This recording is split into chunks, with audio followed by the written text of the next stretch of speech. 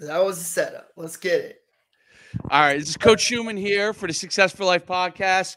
As we always do, we bring in the best of the best, and we want to know how they did it and what they learned. And today I have a guy that I discovered on TikTok. I mean, I'm pretty active on TikTok. I have a pretty big following on there, about 200, and I think it's like 15 or 20,000 followers. Pretty active, and we do mostly football content. And then I came across Coach Billy Wood's content just as I was scrolling and looking at stuff. And the first time I saw it, I was like, oh, who's this guy criticizing all these different athletes and their movements? And then the more I watched it, I really became intrigued, and I investigated, and we'll talk about the system that's part of his training method. But before we do that, I want to introduce Coach Billy Wood, one of the guys who's really he's not the founding father, but he's really endorsed and applies the training method of GOATA training. Billy, tell us a little bit about your background and where you came from and how you kind of got into this. Okay, so I have been a performance coach for high-level athletes and CEOs for 16 years. And I've studied with the National Academy of Sports Medicine, Exos. I recently got to review a certification for ISSA. So I've been around the block. I was fortunate enough to be able to start my career in a high-level performance gym called Pro Edge Performance Training in Chandler, Arizona. There we specialized in getting football players ready for their pro days, really athletes in general, but like our main market was football because the owner, Derek Kennard Jr. Oh, yes, I know Derek. Yeah, well, so Derek, so there's a Devon Kennard that plays for the Cardinals. Right, this is his, you know Derek? Oh yeah, Hog the Dog, baby, D-line. I think he had kids, this kids that he trained come to my camps, and I mean, we're going back years. Came to our programs before I think he even launched that facility, but he does a lot of like D lineman, right? And yeah, dude, hold on one sec. I don't know. That got weird on me on live, and so I just aborted. All good. Okay. Derek Kennard, in my opinion, Derek Kennard Jr. is the man to see when it comes to defensive line. Yes, he does a lot of it. Cool. So go ahead, yeah.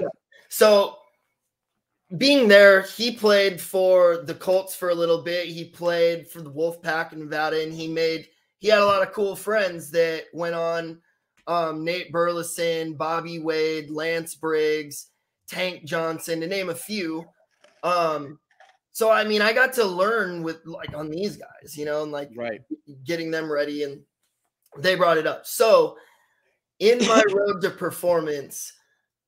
In my road to training in performance, I just started noticing a lot of commonalities between just high level people in that they train their mind, body, and soul to perform the best at their job to ultimately provide for their family.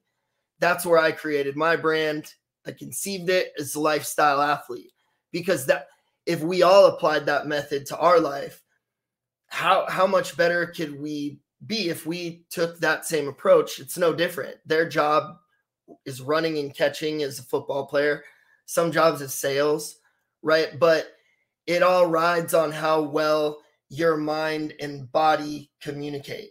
That's what's gonna ultimately come through. So in that, I've had a gym, I've closed a gym, written blogs, and it all was great, but it all seemed conflicting to me, because just when you think you got the hang of one thing, it's like, oh, well, there's this new science that says that, maybe that you should be pushing off your big toe, or that the inside of the edge of the foot is good. And what it came down to was, at some point, it's nitpicking, because just because a muscle has a capability and it can do something doesn't mean it should. I mean, we have capabilities to do anything we want. Doesn't mean we should do everything, right?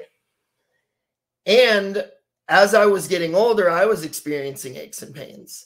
And one time I was playing with one of my sons, Jackson. So I have 4 kids. I have 2 biological sons, and then I have 2 heart kids. They're Weston and Kinley. So one girl, she's like in a wolf pack. And I love being a dad, and I love providing, and I love playing. And I was throwing Jackson, my son Jackson, in the pool, and I had to stop because my shoulder was hurt, my elbow was hurt, and I was doing performance training like an athlete. Right. And it didn't sit right. So I go, okay, strip it all away. What matters? Movement.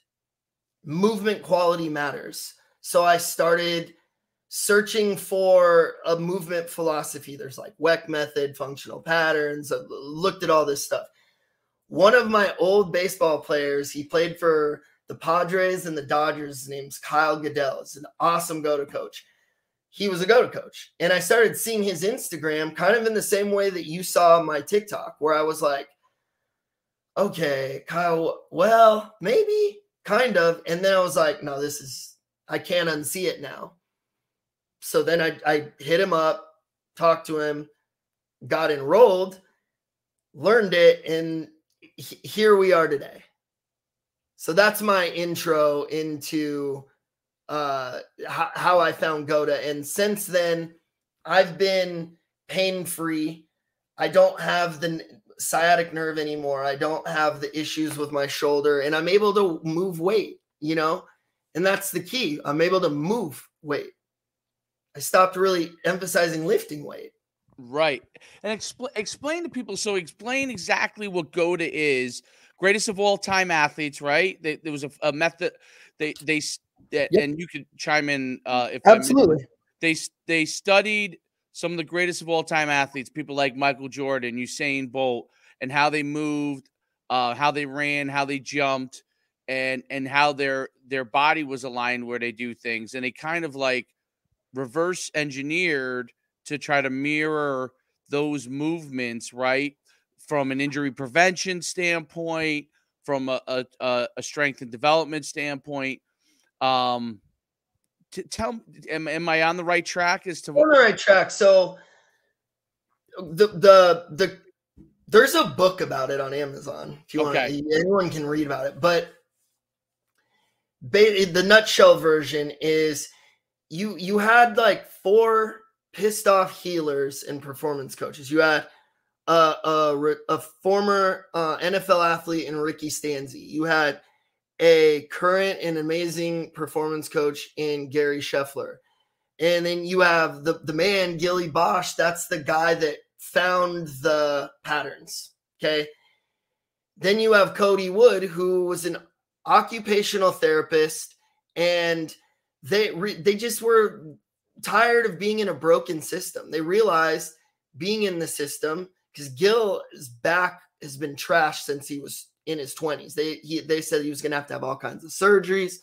Man, reach out to him and get him on your podcast to tell his story. It's amazing. So I'm just going to nutshell it. But right, basically, they said he needed surgery. He was never going to have a life. He lost his entire 20s. He found a guy that was movement focused, close to GOATA, but was still kind of missing it a bit. That helped him tremendously. Then when he started studying the film and the way that indigenous people walk and babies, because that's really where it started, he started noticing a pattern in movement. In that same pattern shows up in the way that anything that is naturally made, nature made, grows. Babies come out of a fetal position. Flowers, grass, everything spirals. That just spiraled through my nostril. The blood is spiraling through our veins. It's the Fibonacci sequence in ancient geometry, if we're going to progress it down, that he really found like, oh, okay, we progress in a spiral through life. In that movement, we progress. So if you watch all these things move, they have a pattern. And then he saw that in athletes.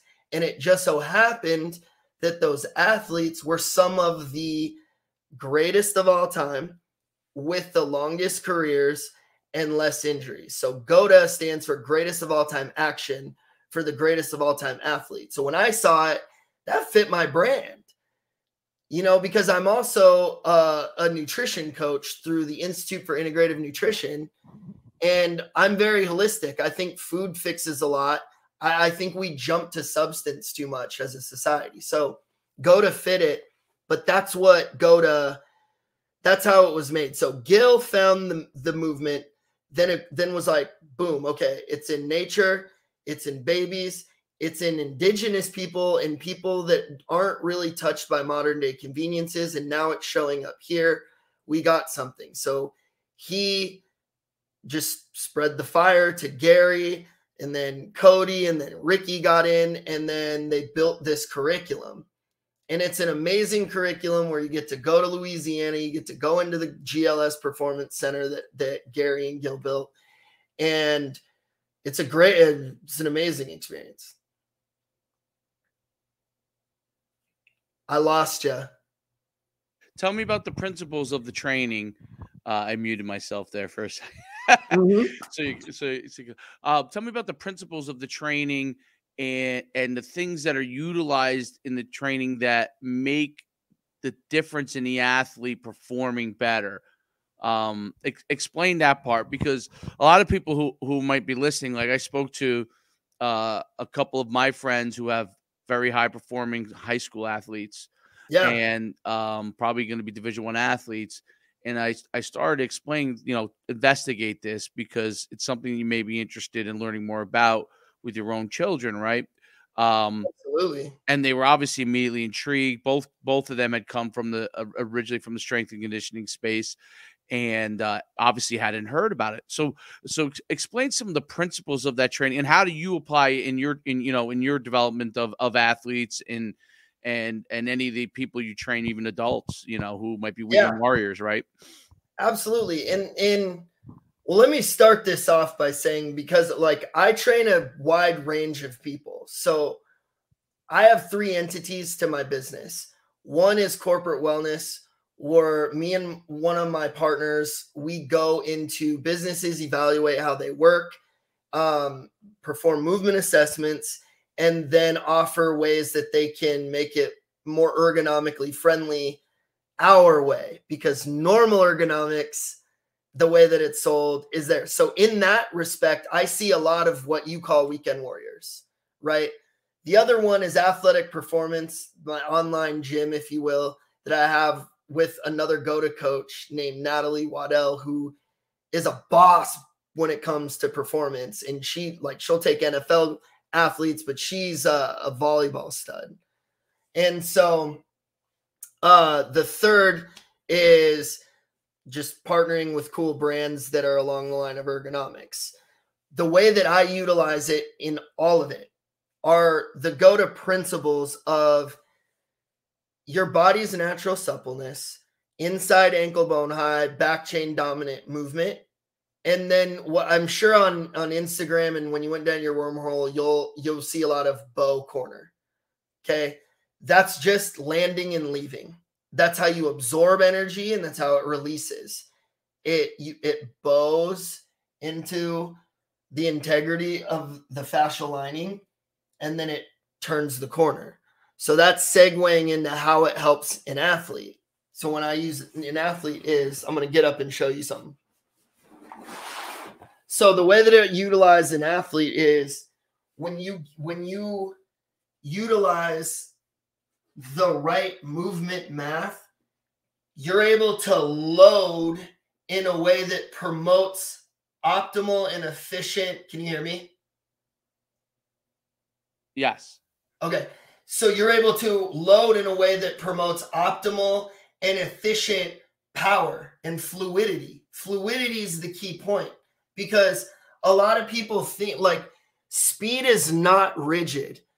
There's a controlled, almost like harmonious chaos in that sprint. When you're watching Usain Bolt run, it's that foo, foo, foo. It's that very, very fluid.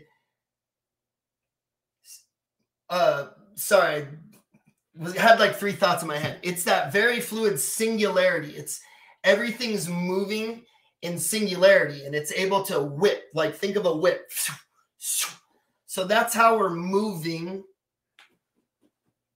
through time and space. So to an athlete, when I can get them to master the position that of forward locomotion, that heel off the ground, inside ankle bone high, that back chain dominance, and getting them to feel that the energy is just moving around the corner constantly, they fly off that line. Like a receiver, one of my favorite receiver drills, it's not a secret. It's simply just mastering the first step with that hip. This is so much more powerful. This hip position is so much more powerful than this hip position. Here's my belt buckles forward. If a DB gets underneath my pads, I'm done. If I'm back here, I got a fighting chance now, right? Now I'm here, right? I'm able to hand fight. I'm able to explode off my hip. I can get skinny. I can do anything I want from this position. Way more fluid and way more powerful. When I'm here, if it's man coverage and I'm here, it doesn't even matter if my hands are here. What's the first thing it's going to have to do if he comes to press me? I'm going to have to drop my hips back. So in modern day training, we emphasize thrusting, squat, thrust, hip thrust, everything's straight line. We don't move in straight lines. We move in spirals. So we lost abilities in our joint capsules that allow us to move in that explosive fluidity. So GOATA helps bring back the body's natural suppleness, and then it helps pattern the right locomotive fundamentals into your central nervous system. Because at the end of the day, you build muscle with weights, but the motions are patterned into your central nervous system. Your central nervous system is just it's a printer. Like you just print on it, and whatever's printed goes. So if I'm sitting in a chair in class here all day, right? Call it 4 hours. I'm in a bad position. I go and I play Xbox with my friends. I'm sitting down in a bad position. My hips are forward. I'm leaning against counters. I'm doing this. Then guess what, coach? It's time to go to training. So now you know what I'm going to be doing more of? Bad positions. And when I get wide with these columns, the structure collapses. Right? You're pushing in. And that's mind-blowing because it is contrary. And you know what started me on this? Are you familiar with knees over toes guy? Yeah, he's almost there.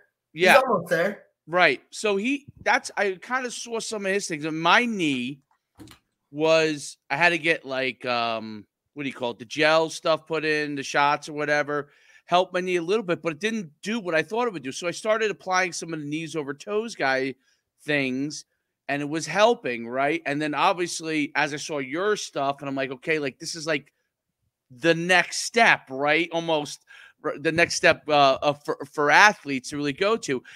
But what blew me away and really started me, like, we were always taught, and you were a football player, you know this.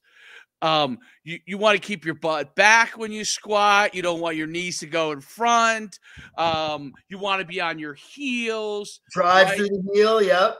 Which is exactly the opposite of how you sprint. I mean, you obviously shoot your hips, right? So you were over and over again practicing the wrong way to put your body in position, which ultimately, I guess, could lead to all these other things. So one of the things I saw you point out, which was just fantastic, I think you pointed out Odell Beckham's knee injury and how his leg was out of position and his ankle was low. Knee was out of position instead of having that bow, right? And this, you're talking about one of the most explosive athletes in the world, right? Amazing athlete. Then Mechie from Alabama. His training method, and this, I've always thought this because I work with high school kids, in football, and I see the come off the line, and it always drove me crazy that these guys would do the duck walk with the knees out. You know what I'm saying? And the knees are coming in, the leg is out, right? And I said, geez, that can't be good. What if they misplant? What if someone rolls on them? What if they get jammed and they get their foot stuck, right? They blow out their knee. They haven't done anything yet. So guys are actually training them on that instead of teaching the duck walk so their feet are in the right position so they can plant properly and don't put themselves in an injury position. They're actually teaching an actual foot in a bad position and the knees in the bad position, the ankles in the bad position. And it was always in my head, like, is this right? But so many people were doing it. So as a coach, you start to say, like, am I thinking improperly, or are they thinking improperly? Or they've just passed it down over the years to each other incorrectly, right? What do you say about that? Well, okay. In parts, I say that over the years, it's just an evolution of modern day conveniences. We rest in chairs. We sleep in nice, comfortable mattresses. Indigenous people don't have that. And our old ancestors didn't have that. They rested on the ground. They rested in the seiza position, right? Their hips were always behind their glutes, even in resting. You know, rarely ever were they ever in reverse gear, which is what you were referring to with duck feet and knees out. That's reverse movement. And so the other part of it would be the way that we know range of motion, like dorsiflexion, plantar flexion, eversion, all this stuff. It was made by Rick Stanzi, said it best on the Mike Bell podcast. I think it was one of them. He said it somewhere. I watched that. Yes. It was okay. So it was made like there's a dead person on the ground, on the table, and I have scientists that are manipulating perceived range of motions, and they're measuring, and they're calling this is flexion, this is extension, this is how this was made. Now, you probably need that stuff if you shatter something, car accident or anything like that. It's useful to know, right?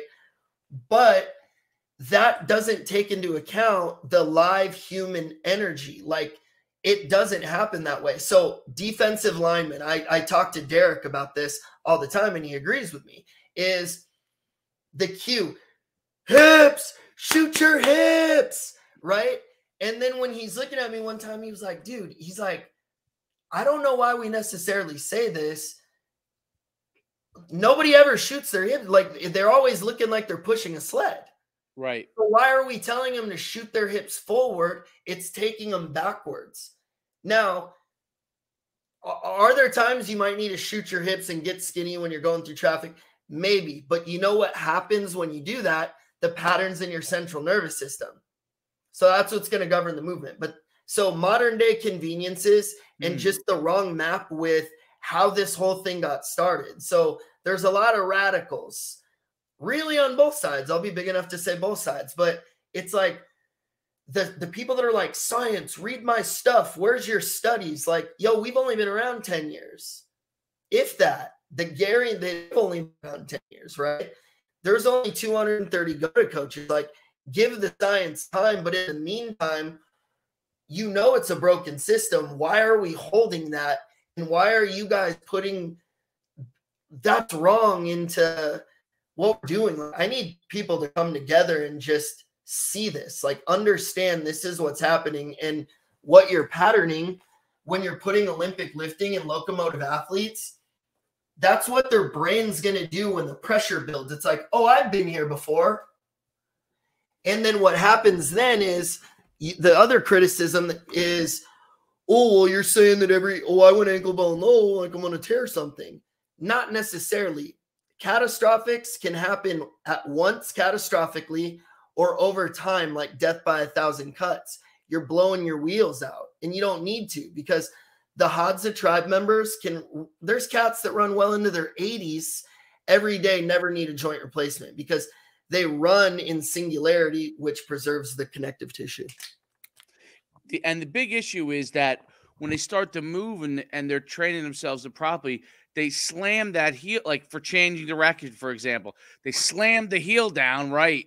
And the force is the force that's generated through the body. The joints can't handle it, right? So even if the muscle is strong enough to handle it, the joints and the tendons, that's what implodes, right? And that's exactly what you just said is where the modern day training in GOATA butt heads, because exactly that. You're going to, again, it goes back to the central nervous system drive. It's like you're going to pattern this drive into their central nervous system. So when they're on the field, as soon as I hit here, I'm going to send a disrupted pressure wave that is now going the wrong way, right? And there's no integrity in the connective tissue, or there's no integrity in the movement at that point. It's all disrupted. So what you're going to get is a blowout, Achilles or ACL. Did I answer your question? Yeah, I think so. Yes. And then, so then the next question is, what should they? And I pulled quickly some YouTube stuff. I'll look at. Maybe you could explain, because I think this is one of those things that,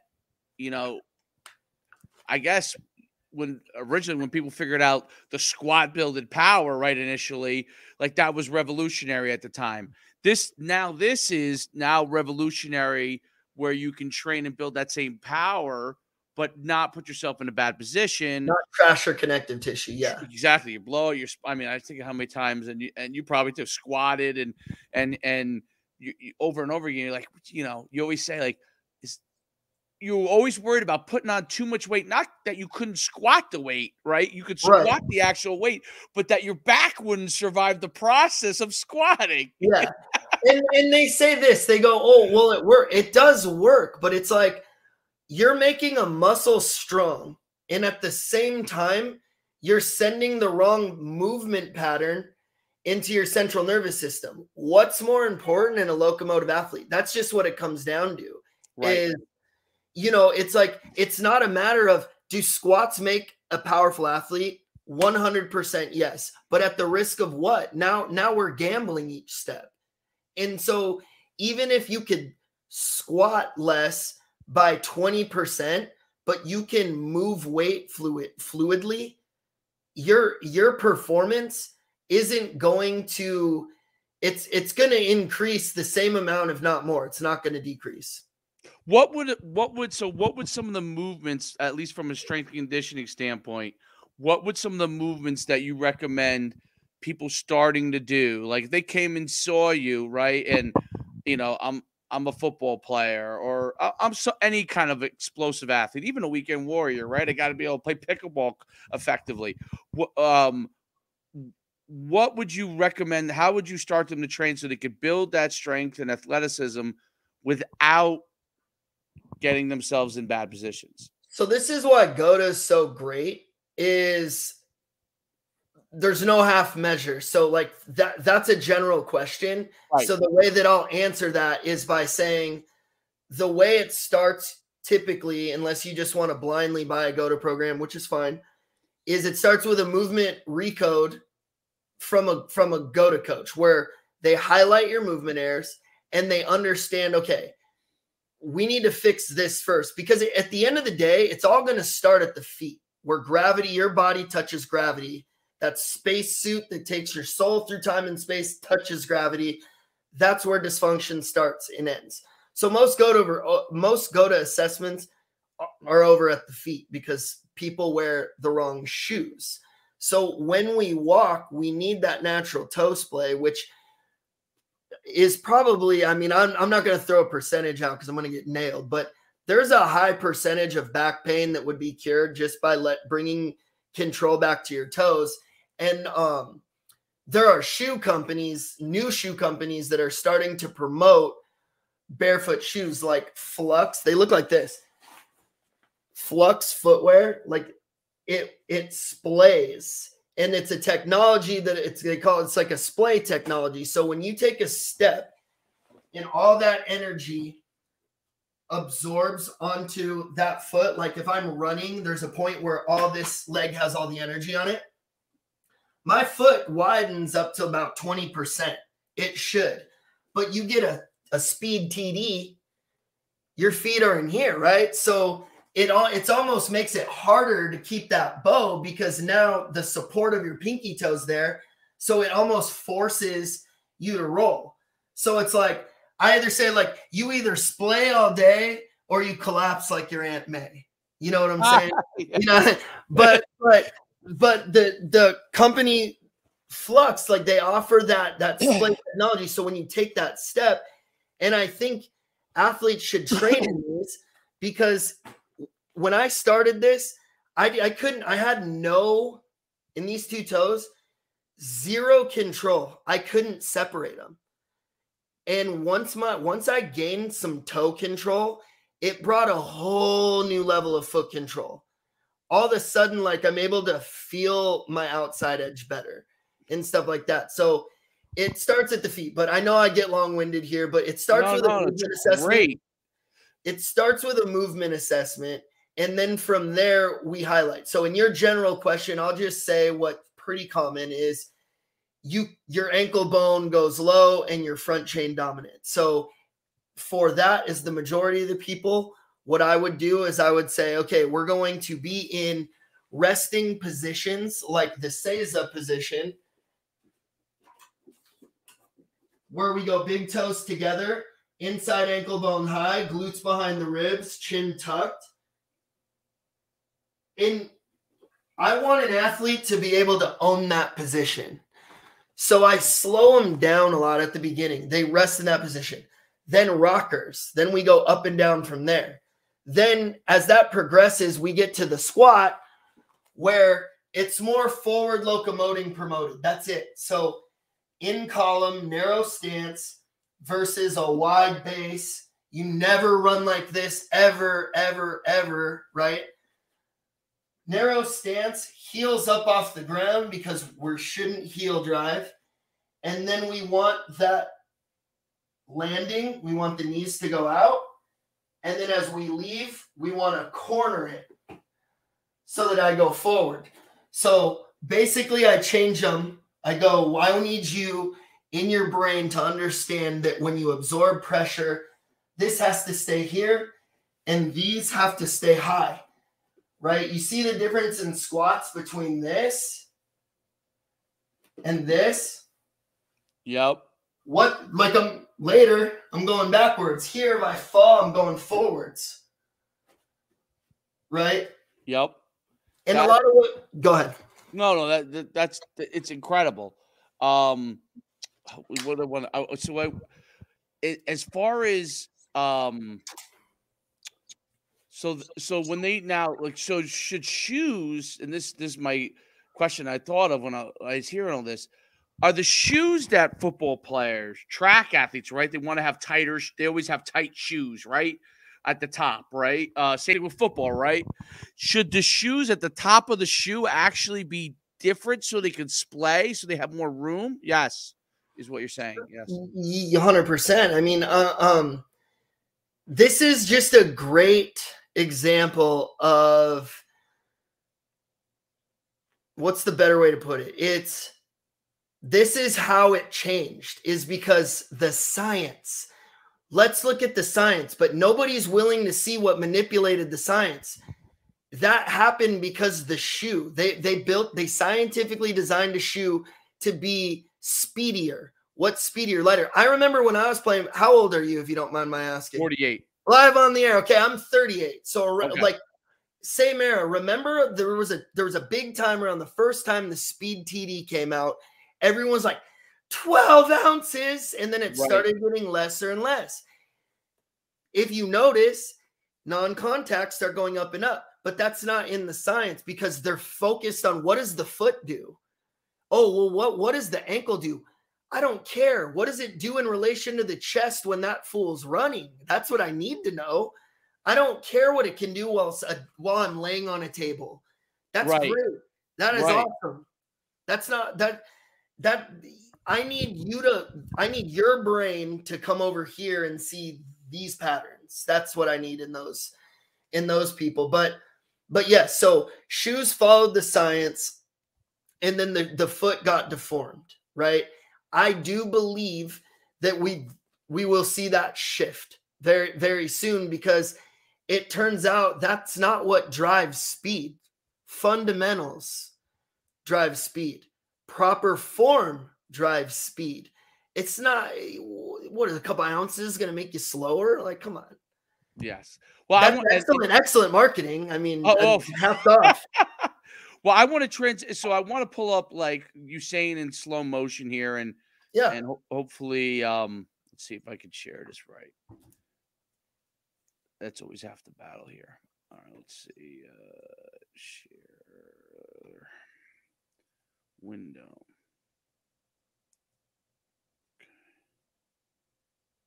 Let's see. All right, can you see that on the screen? Yes, if you could give me a front view or a back view, it'd be better, but I can do my best from here. Yeah, let me see what I can do here. Like, can you screen record this and then play it from your phone so you could zoom in? Or can you like zoom in on his foot? I can zoom in. Yeah, I think I can zoom in. Hold on. Well, just already in this position, look at the foot that's out in front. He's about to land on. Right. Okay. This is sick. I love this stuff. Okay. Either way, that one. So back it up to the front. Back it up. I want you to pause it just where you got it before. Oh, it was so perfect before. Right there. Right there. Okay. So just look right there. You already start to see a side bend into that pressure side where he's about to absorb all that pressure. You see he's about to dig in. See that arm back? Right. Right. So that's his foot like leading towards that side, right? Correct. Now with track athletes, what we see, because this is all dictated by film study, live film study, or slow-mo, high-def film study. So they're per sport, this is where it would differ. We allow more externally rotated foot with track athletes versus like an interval athlete, like a football, because there's nobody diving at their feet. And what they do is they use that as extra leverage to spin, to corner that heel. But their heel's never on the ground. If their heel hit the ground and their foot landed out like that and they tried to do that, it would be catastrophic. However, Usain, most of them don't they stay toe straight for the most part. You might see it a little bit, but going back to that point, you see right there, go back to this foot strike. Right where it touches back. You could do this next step. But can you go like one pixel, one frame further? One more. I need a front view to explain this point. Okay, right there. Okay, so you can notice his heel is off the ground. He's on that outside blade, right? Yep. And just to give you a visual, people are claiming this is the strong side of your foot. What looks stronger? You know? I mean, there's more bone. Like, take a top view of the foot. You're going to see the outside edge is stronger. So here now what you see is... And by the way, I don't want to interrupt you too much, but that is contrary to how they used to teach speed. They would talk about the big, the big toe where the biggest part of that bone is. That's the lever. Right. That's what people used to say was the way that you push off, but that's not true. It's more towards the outer part, right? Yeah, your big toe is more or less your balance mechanism. Got it. Force, it transfers it. What people used to think the core was in, which I guess it still is. It's not it's a transfer of force. It's not a detonator. So like, I can detonate with my bicep. I can detonate with my lats. I can detonate with my chest, or I pull, push, pull. But your core, you don't detonate. Like it transfers force. So it helps move the energy, right? But a lot of people train their core like it's like a power muscle. It's not. But that ultimately is what we're talking about here. It's more of a transfer than it is like a force thing. But in this picture, what you're seeing is he's about to release all the energy, but I want you to notice that his hip is over his knee and his knee is over his ankle, and that shoulder is over all of it all as well.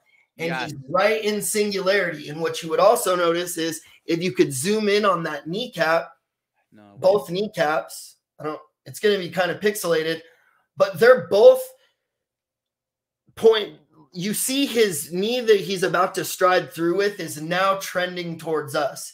If we could go back like one frame, like in like an on-form app, what you would see is those knees face each other at one moment, and they will face each other again. Right there. So right there, he's going to corner, and then his kneecap is going to be facing the other kneecap. That spine is going to be faced out towards the kneecap. His left shoulder is going to be back, just like that, hips back, and he's about to land. And he's going to take that energy and he's going to bring it right through. Go for it. Zoom. Now look, don't go back. That was a perfect view. No, there. One more back. The energies, and now it's on the other side. Keep going, keep right there. So now look at all of that is now on the other side. Look at his hip. Look at his shoulder. Look at his knee. Look at his foot. It's trending down towards the outside edge. Look at that arm. That arm is digging in. He's side bending. Boom, boom, boom, boom, boom. And I noticed that most of the sprinters now are more following his method, right? That exact method. Now look at homeboy next to him, though. Look at the dude in the headband. Where's his foot about to hit? Lifter. Right. Yep. That dude has back pain. I promise. Yep. The Jamaicans seem to have a lot more. Oh my of that God! action. Look at the dude in the teal brace. Look at where his foot is, and then look at his kneecap. His knee's in and his foot's towards us. No wonder he's got a knee brace on that knee. Weird. That is weird. Isn't that weird? But I'll tell you who's got a great form is this dude in the white and black. Also has awesome form. He's got a great side bend there. He's about to whip that thing through. I think he was the last. I think he was the 200-meter Olympic champion. This guy on the outside. Shocker. This past Olympics. Yep. So it's interesting to see that. You know, I think he may have placed as well. Yeah, that's beautiful, man. His head's in column. Heads over their foot. Him and Usain. Yep. Heads over the landing column and just glides.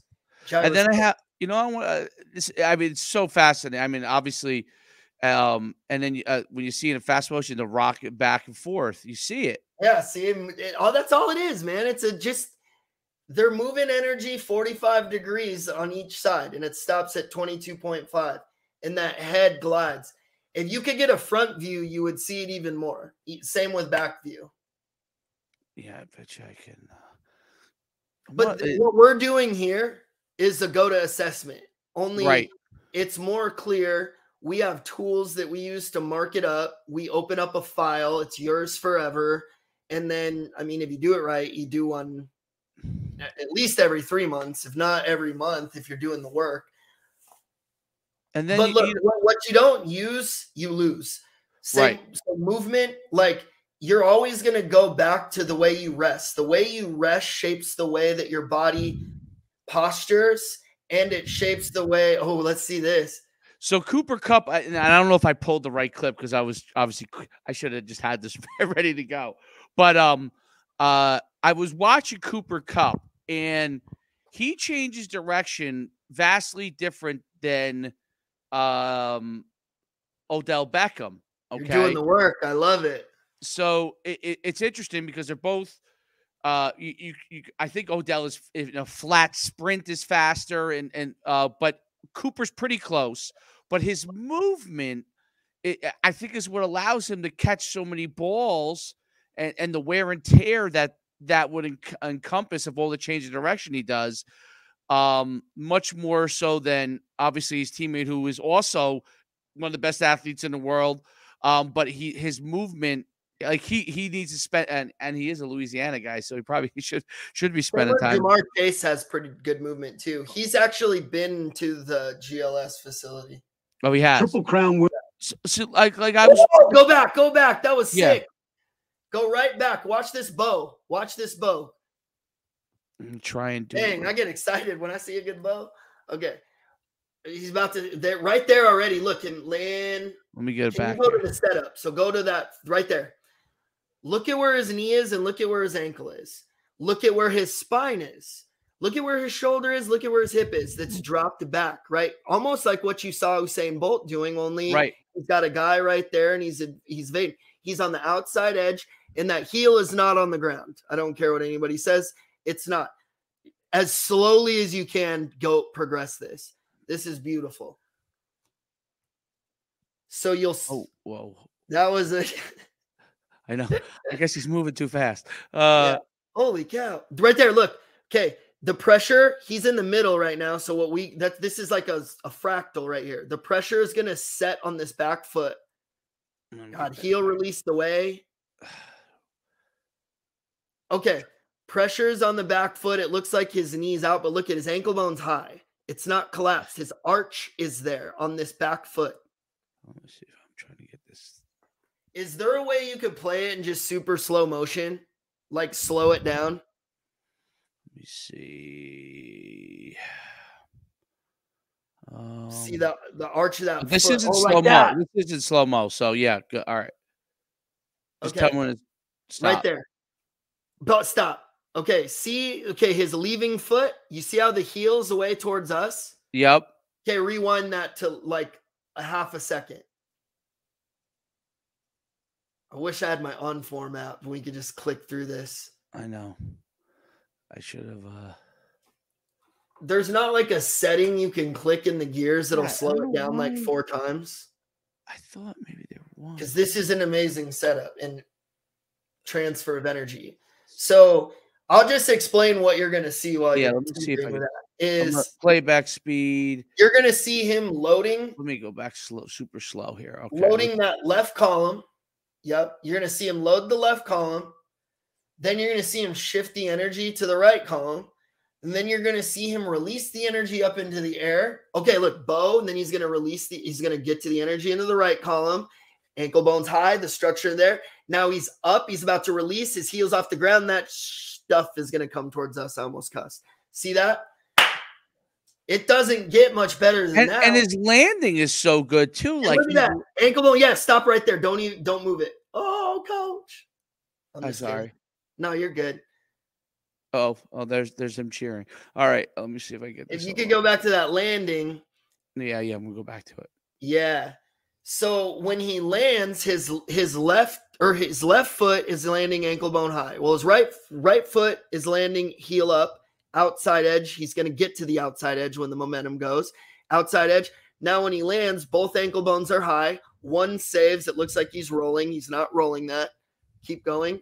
Now his arch was built on this extended leg side, and then go down. It releases in the air. That looks like ankle bone low, but there's no pressure on the column. Well, I think what's so interesting is how it's like, dude, it's like ballet. It's amazing. So he actually lands so properly, and then because he's used to doing it that way, before his body gets out of position, he goes to the ground instead of trying to fight it. You know what I'm saying? Exactly. And look, now imagine he flattened his arches on that landing leg, right, and that knee caved in. It's one of those things where you're now gambling. Would that have caused a non-contact? I can't tell you 100% yes, but I can tell you that could have, but I can tell you that for sure trashed some connective tissue. And his position right here on the right foot and knee is in perfect position, right? Yep. See how the arch is still high? His heel's off the ground. There's still a little pressure in there. When it goes low, it's in what we call the open chain. There's no pressure on it, so it doesn't matter what it does.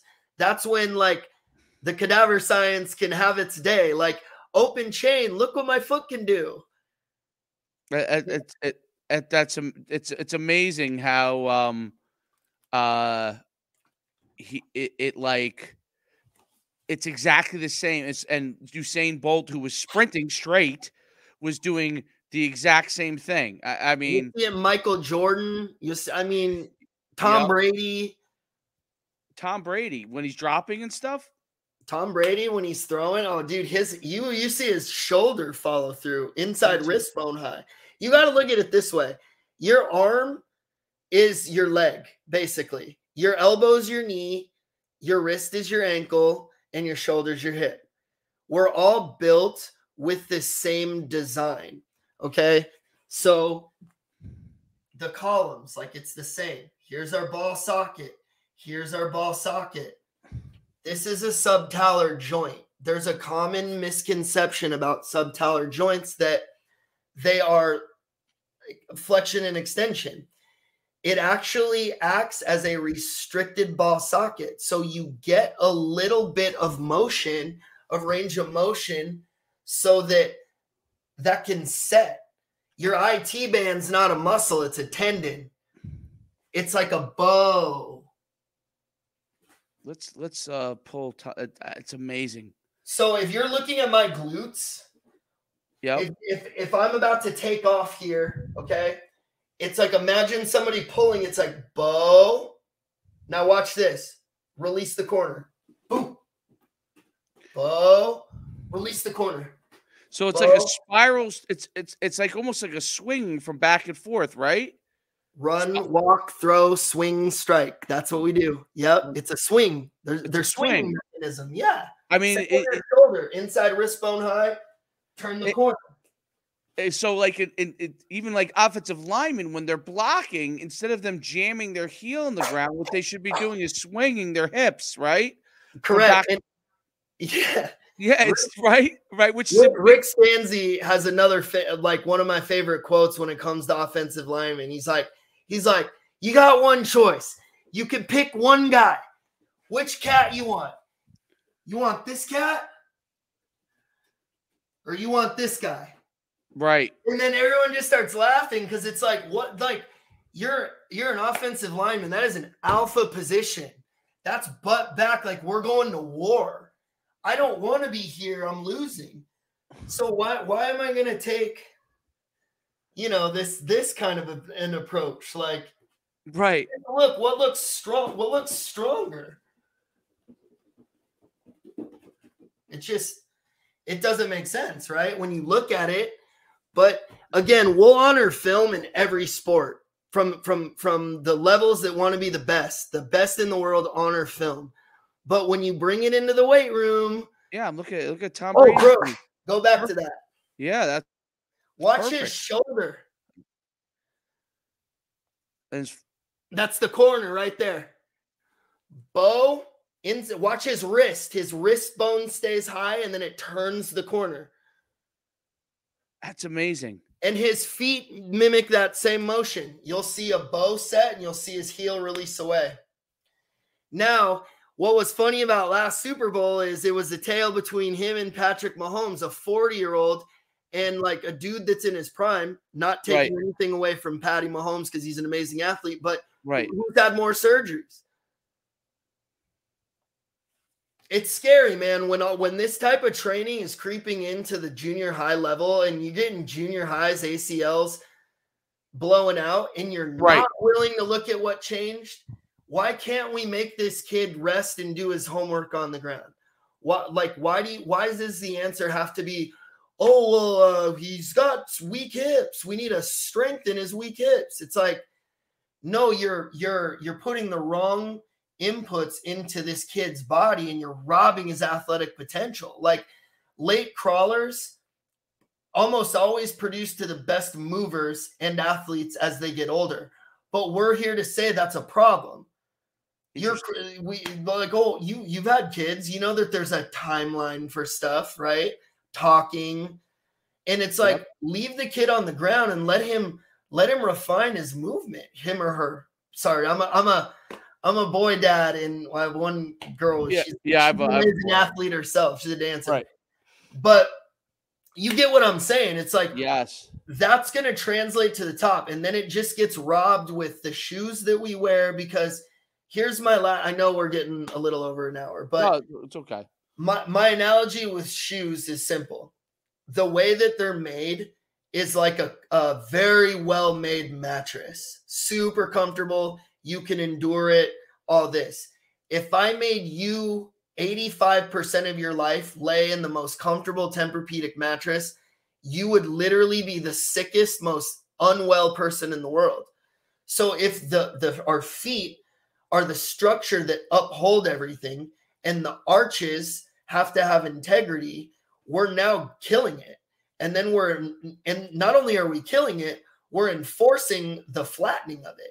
And then we're pushing the toes together.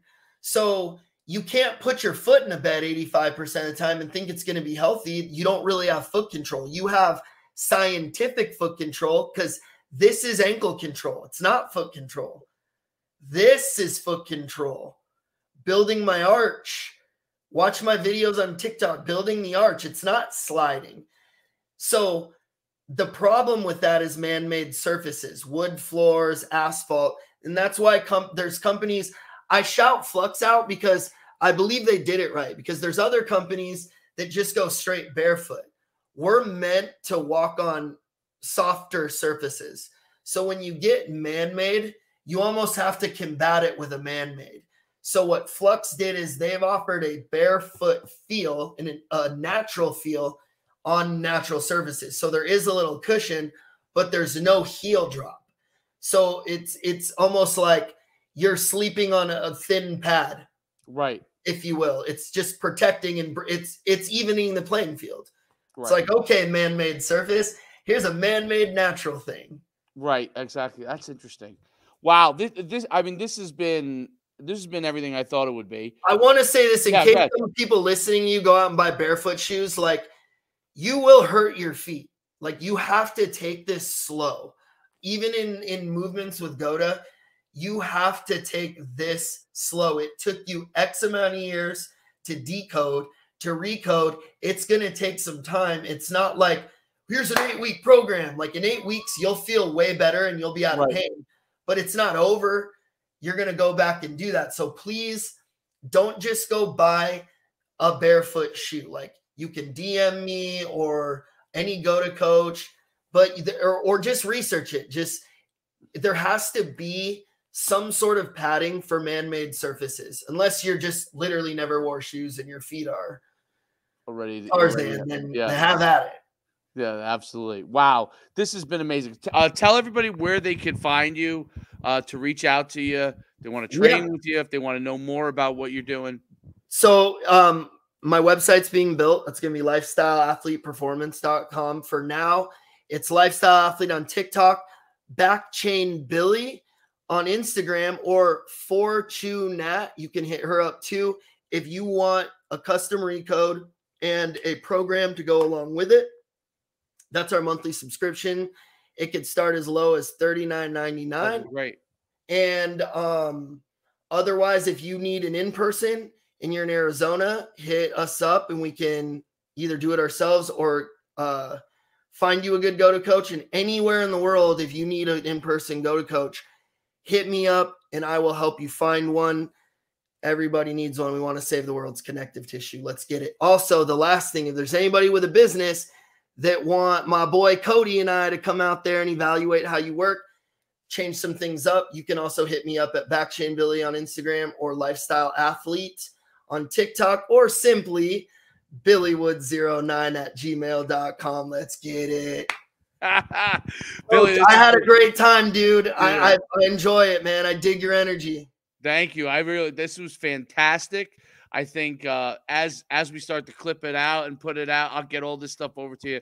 This was fantastic, and people have to check out Coach Billy Wood, because this is going to change over time the way people train, and will obviously help them perform better, but most importantly, help them perform better without getting injured. That's what we want, longevity, right? To be able to perform at a high level as long as we can. And life after sports, right? You know? We're all human, and we all have loves of our lives and passions that go beyond our careers. Absolutely. Thanks so much, Coach. It's been great having you on. and we'll see you next time. Yeah. Shout out to GOATA Movement, and then hit any GOATA coach up. Just want to do that. We're here to save the world's connective tissue. Absolutely. Have a great day. Later, coach. Later. Bye.